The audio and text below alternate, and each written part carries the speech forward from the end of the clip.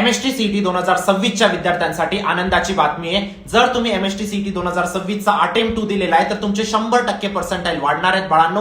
कसे वाढतील, किती मार्क्स वरती किती पर्सेंटाईल येणार आहेत, सगळ्या गोष्टींबद्दल मी आज तुम्हाला माहिती देणार आहे। फक्त व्हिडिओला पूर्ण बघा, मध्ये स्किप नका करू आणि चॅनलला सबस्क्राइब करा बाळांनो। जोपर्यंत तुमचं एक बेस्ट कॉलेजमध्ये ऍडमिशन निघून जात तोपर्यंत मी तुमच्या सोबत असेल, ठीक आहे। फक्त तुम्हाला चॅनलला सबस्क्राइब करून ठेवायचं आहे आणि व्हॉट्सअप ग्रुप क्रिएट केलेला आहे तुमच्यासाठी, जेणेकरून कॅप राऊंडची काही अपडेट आली सगळ्यात पहिले व्हॉट्सअप ग्रुपला येते, म्हणून व्हॉट्सअप ग्रुपला जॉईन करून घ्या।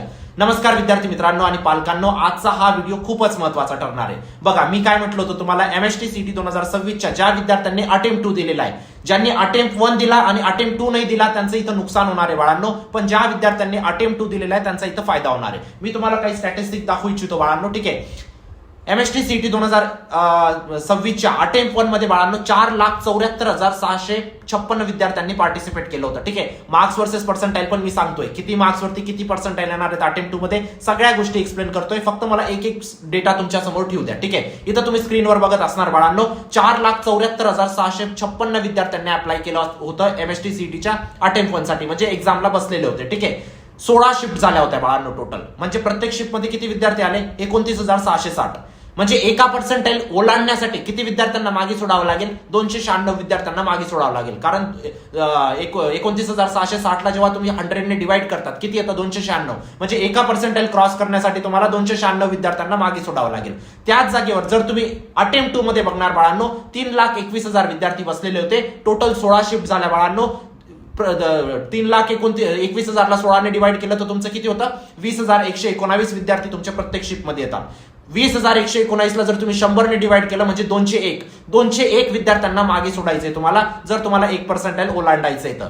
नाही समजलं, सोप्या भाषेत सांगतो, एमएसटी सीईटीच्या अटेम्प्ट 1 मध्ये जर तुम्हाला फॉर एक्झाम्पल 90 पर्सेंटाईल आहेत, 90 हून 91 वरती जर जायचंय तुम्हाला तर 296 विद्यार्थ्यांना मागे सोडून तुम्हाला पुढे जावं लागायचं, तेव्हा तुमचा 1 पर्सेंटाईल वाढतो, ठीक आहे। त्याच जागेवर जर अटेम्प्ट 2 मध्ये बघायला गेलं, 201 विद्यार्थ्यांना तुम्हाला मागे सोडायचंय 1 पर्सेंटाईल क्रॉस करण्यासाठी, म्हणजे तुमचे पर्सेंटाईल रिलेटिव्हली हाय येणार आहेत बाळांनो तुमच्या अटेम्प्ट 2 मध्ये। गोष्ट समजली, सार एवढाच आहे, ठीक आहे। आता बघूया किती मार्क्स वरती तुमचे किती पर्सेंटाईल येणार आहे। पण मार्क्स वर्सेस पर्सेंटाईल सुद्धा शिफ्ट नुसार व्हॅरी करतं बाळांनो, ठीक आहे। इझी शिफ्ट असेल तर तुम्हाला जास्त मार्क्स स्कोर करावा लागतो जास्त पर्सेंटाईल साठी, डिफिकल्ट शिफ्ट असेल तर तुम्हाला कमी स्कोर करावा लागतो जास्त पर्सेंटाईल साठी। शिफ्टची डिफिकल्टी लेवल बद्दल पण बोलूया, पण त्याआधी मार्क्स वर्सेस पर्सेंटाईल बोलूया। पण त्याआधी एक महत्त्वाची गोष्ट बाळांनो, महाराष्ट्राची नंबर 1 पर्सनल काउन्सिलिंगची बॅच लॉन्च केलेली आहे। अटेम्प्ट 1 ची आन्सर की आलेली आहे, अटेम्प्ट 2 ची आन्सर की आलेली आहे। लवकरात लवकर रजिस्टर करा, त्यानंतर बॅच क्लोज होणार आहे बाळांनो। जरी कमी मार्क आले असतील, मी गॅरंटी देतो अजून सुद्धा टॉप टियर कॉलेजमध्ये सीएसआयटी ब्रांच पॉसिबल आहे बाळांनो, या गोष्टीची मी तुम्हाला खात्री देऊ इच्छितो। लास्ट इयर असे भरपूर विद्यार्थी होते ज्यांचे खूप कमी पर्सेंटाईल होते, तरी ते आज महाराष्ट्राच्या नंबर 1 कॉलेजेसमध्ये शिकताय, एकच गोष्टीमुळे, योग्य काउन्सिलिंगमुळे, योग्य काउन्सिलरमुळे, ठीक आहे। व्यवस्थित कॉलेज लिस्ट बनवून घेतली काउन्सिलर कडून, व्यवस्थित काउन्सिलिंग केली, व्यवस्थित डॉक्युमेंटेशन केलं, आणि असेही खूप सारे विद्यार्थी होते ज्यांचे खूप चांगले पर्सेंटाईल होते तरी ते थर्ड क्लास कॉलेजेसमध्ये शिकताय। का रे बाळांनो, प्रत्येक गोष्ट स्वतःहून करायला गेले। ऍडमिशन प्रोसेसमध्ये एक जरी मिस्टेक झाली ना, 100 स्टेप्स असतात, एक जरी मिस्टेक झाली ना तुमचं ऍडमिशन कॅन्सल होऊन जातं। हे नको व्हायला म्हणून योग्य काउन्सिलिंग करून घ्या बाळांनो। डॉक्युमेंटेशन पासून तर जोपर्यंत ऍडमिशन होत नाही तोपर्यंत तुमच्या सोबत असू, कॅप राऊंड, स्पॉट राऊंड, प्रत्येक ठिकाणी एक पर्सनल काउन्सिलर तुम्हाला असाइन केला जातो बाळांनो। 4 महिन्यासाठी ते तुमच्या सोबत असतात, कधी काही डाऊट आला तुम्ही त्यांना कॉल करा, मेसेज करा। कोणत्या सिटीमध्ये ऍडमिशन घ्यायचंय, कोणत्या ब्रांच मध्ये घ्यायचंय, कोणती तुमची कॅटेगरी आहे, कोणती पर्सेंटाईल आहे, त्यानुसार प्रत्येक कॉलेजमध्ये चेक केलं जातं कुठं तुमचा नंबर लागतोय, त्यानुसार तुमची कॉलेज लिस्ट बनवली जाते। तीच कॉलेज लिस्ट तुम्हाला सीईटीला सबमिट करायची असते बाळांनो, ठीक आहे। जरी कमी मार्क आले असतील, मी गॅरंटी देतो अजून सुद्धा एक बेस्ट कॉलेजमध्ये जाऊ शकतात, ठीक आहे। आणि तुमच्या आयुष्याचा प्रश्न आहे बाळांनो, इथं चूक नका करू, इथं एक चूक खूप मार्क पडते, पूर्ण 4 वर्ष तर तुम्हाला रिग्रेट करावाच लागेल, त्यानंतर सुद्धा तुम्हाला पस्तावे येतील, ठीक आहे। लिंक डिस्क्रिप्शन बॉक्स मध्ये टाकलेली। चला आता आपण बघूया ऍक्च्युअल मार्क्स वर्सेस पर्सेंटाईल, ठीक आहे। बघा बाळांनो, जर शिफ्ट इझी राहिली तुम्हाला जास्त स्कोर करावा लागणार आहे, जर शिफ्ट डिफिकल्ट राहिली तुम्हाला कमी स्कोर करावा लागणार आहे। आता मी तुम्हाला फक्त ऍव्हरेज शिफ्टचे मार्क्स वर्सेस पर्सेंटाईल सांगतोय बाळांनो। तुमची शिफ्ट इझी असेल तर थोडेसे पर्सेंटाईल अजून कमी होऊन जातील, आणि शिफ्ट डिफिकल्ट असेल तर थोडेसे वाढून जातील, ठीक आहे। आता शिफ्टची डिफिकल्टी लेवल तुमची इझी होती, मॉडरेट होती, मीडियम होती, डिफिकल्ट होती, हे कसं काय समजेल बाळांनो,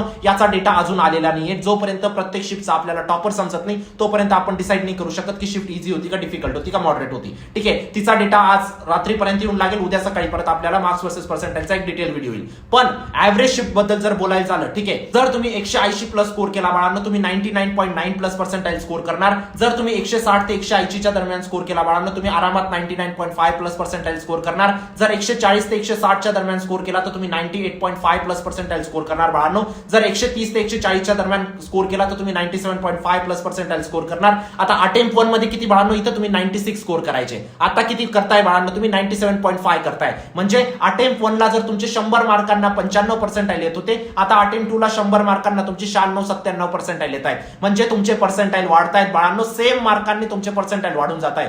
हा बेनिफिट आहे अटेम्प्ट 2 चा बाळांनो. ठीक आहे, पुढचे पण मार्क्स वर्सेस पर्सेंटाईल सांग. जर तुमचे 130 ते 140 च्या दरम्यान आले तर 97.50 प्लस पर्सेंटाईल येतील. जर तुमचे 120 ते 130 च्या दरम्यान आले तर 97 प्लस पर्सेंटाईल येतील. जर तुमचे 100 ते 110 मध्ये आले तर 95 प्लस पर्सेंटाईल येतील. 95 ते 100 मध्ये आले तर 94 प्लस पर्सेंटाईल येतील. हे अटेम्प्ट 2 चं आहे, अटेम्प्ट 1 चं नाही. अटेम्प्ट 1 ला थोडेसे पर्सेंटाईल तुमचे कमी येणार आहेत. ठीक आहे, 85 ते 90 च्या दरम्यान जर 90 ते 95 च्या दरम्यान जर स्कोर असेल तर 92 प्लस पर्सेंटाईल येतील. 85 च्या 90 च्या दरम्यान स्कोर असेल तर 89 प्लस पर्सेंटाईल येतील. 75 ते 85 दरम्यान जर स्कोर असेल तर 77 प्लस पर्सेंटाईल येतील. 60 ते 75 च्या दरम्यान स्कोर असेल तर 65 प्लस पर्सेंटाईल येतील. 40 ते 60 च्या दरम्यान जर स्कोर असेल बाळांनो तुमचे 55 प्लस पर्सेंटाईल येतील. आता याच्यापेक्षा जर कमी स्कोर आहे तर 55 पेक्षा तुमचे कमी पर्सेंटाईल येतील. समजलं तुम्हाला किती मार्क्स वरती किती पर्सेंटाईल येणार आहेत? अटेम्प्ट 1 पेक्षा अटेम्प्ट 2 मध्ये जास्त पर्सेंटाईल येणार आहेत. दोघं गोष्टी समजल्या. जी अपडेट द्यायची होती ती समजली तुम्हाला. ठीक आहे, आता बाळांनो, ज्या विद्यार्थ्यांनी अजूनपर्यंत पर्सनल काउन्सिलिंग मध्ये एनरोल केलं नसेल लगेच एनरोल करा. लिंक डिस्क्रिप्शन बॉक्स मध्ये टाकलेली. ही शेवटची संधी आहे बाळांनो. ठीक आहे, पूर्ण 4 महिने तुमची ऍडमिशन प्रोसेस चालणार आहे. 4 महिन्यांमध्ये थोडी सुद्धा काही चूक नको व्हायला बाळांनो. कमी मार्कांनी आपल्याला चांगलं कॉलेज भेटायला पाहिजे, ज्याचं प्लेसमेंट चांगलं आहे, सगळ्याच गोष्टी चांगल्या आहेत, असं कॉलेज भेटायला पाहिजे. त्यासाठी काउन्सिलिंग खूप गरजेची आहे बाळांनो. कुठूनही करा, तुम्हाला बाहेर कुठं आवडली असेल तिथून करून घ्या, पण करून घ्या.